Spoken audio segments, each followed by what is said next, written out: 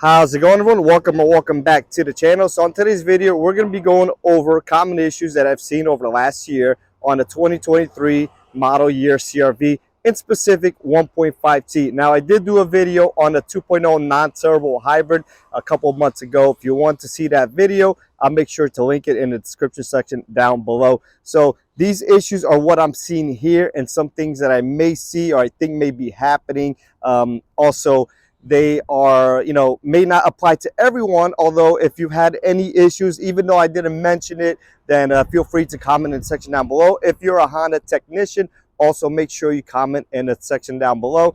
Like that, we could all be informed on what's going on with these vehicles throughout the country. So let's go ahead and get started with one of the issues I've been seeing mostly here, and this is probably specific to my area. And unfortunately, I am in New Jersey, very close to New York City, and we've been seeing a whole bunch of the radars right behind this emblem being stolen. Now, I do have a bracket that I can install for everyone, and to protect the radar from being stolen, these pop out very easily.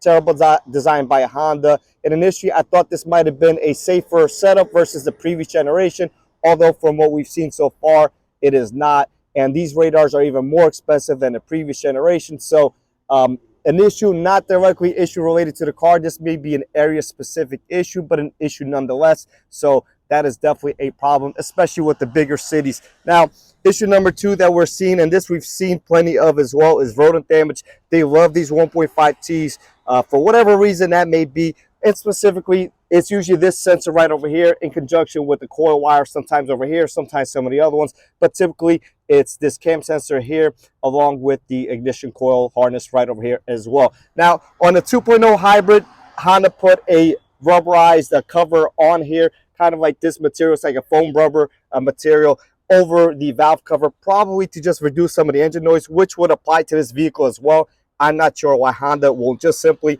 put the same type of cover on this, and would definitely save people a ton of money. Again, this is area specific. You may never see this issue, although here in the tri-state area, specifically close to the city, we see too many of these come in, and it's always in the wintertime where these animals and rodents are looking to have some source of food, which is a soy-based wiring, along with some warmth provided by the engine base. So again, not really an issue by design, although it is an issue by area and location. So it's something that we're seeing and something that I'm going to be talking about today. So other than that, I made a video recently on the 1.5Ts. Now, if you follow my channel, both on YouTube and Instagram, you know I'm not a fan of 1.5T. They are very prone to head gasket failures. Now, we haven't seen any failures yet, although I made a video a couple weeks back on why I think that these head gasket failures will continue and will keep happening to this newer generation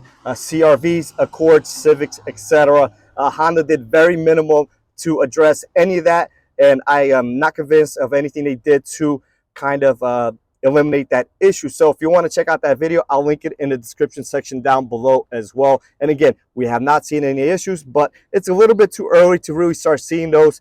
And up until maybe 2 or 3 years from now, I think that's when we'll really start seeing them. Unless if some high mileage CRVs, Accords, or Civics do come in, then at that point, they might have some of those issues. Now, other than that, from the outside, I love how it looks. I love the color.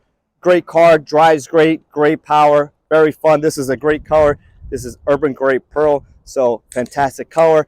Really a hassle to paint match, but other than that, it is a great color. We're going to go ahead on here into the inside. Now, we had one of these vehicles come in right off the truck and had a whole bunch of lights. Ended up being the dash harness. I don't remember if it was a 1.5T or a 2.0 hybrid, although it did happen. It was a one-time situation, so I'm not too concerned with that. We did have to remove the dashboard and replace the dashboard harness. Again, not something you want to see, but it was isolated to one of those vehicles. Now, here on the inside, we really haven't done much of anything. No repairing, no parts replacements or anything like that. Again, if you're a technician or if you had any issues, any rattles, please make sure you drop them in the comment section down below so everybody could be educated.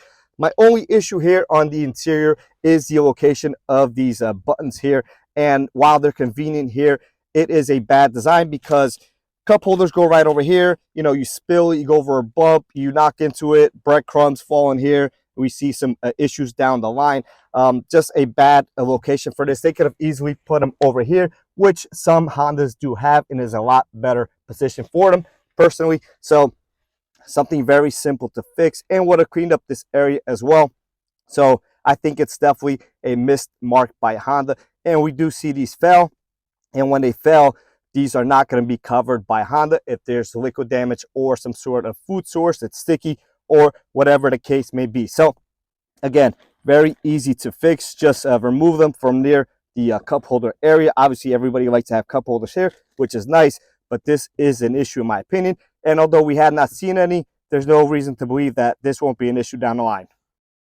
Moving on to the back here, we had one issue where we had a power tailgate one. This one ain't it. This is a manual standard tailgate. Although we had one of the harnesses here that was pinched, had some lights on the dash, and the power tailgate simply wasn't working. It was just routed wrongly, and it got pinched and pulled some of the wires out of the connectors. That was a very simple fix. We just had to replace the harness. Again, a one-off situation, so I'm not too concerned with that. We haven't seen any issues with the transmissions on these vehicles at all. And other than a few couple of mishaps, they have been great this far. So I'm pretty confident on everything Honda has done and changed, with the exception of a couple things. One being the e-brake switch over there in that center area, along with those other buttons. Second of all, they could have easily addressed this, rodent issue. Again, I know it's not a whole issue across the country, although it is happening. It's happening too often in this area, and it's something that you have to pay out of pocket. So definitely something that's slightly overlooked by Honda, in my opinion. I'm disappointed they didn't address the head gasket concerns at all. Again, not everybody is going to have these issues, but we are seeing way too many head gasket failures on the previous generations, and I just wish they did something to address that, which from the research I did, they did not. Again, the video to that is in the link to that video is going to be in the description section down below. And last but not least, radar theft.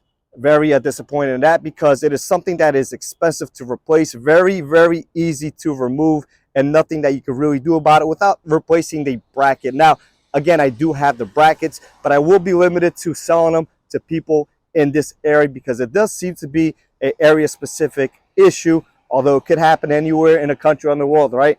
But we are seeing a high volume of these being stolen in this area. So that's going to be it for this video. Make sure you guys do like, comment, and subscribe to the channel. I'll be having a follow-up video on these cars and every Honda that is made on a yearly basis, to just kind of see if there's any ongoing issues. Also, if there's any recalls that arise, those will also be made a video of it. And like that, everybody could be as well informed as possible. That being said, I'll catch everyone on the next one.